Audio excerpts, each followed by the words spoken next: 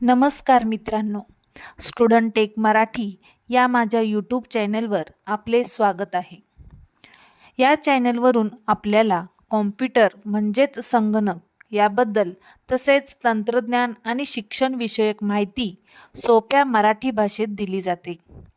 Computer basics, school projects, English learning आणि technology विषयक tips येथे मिळतील.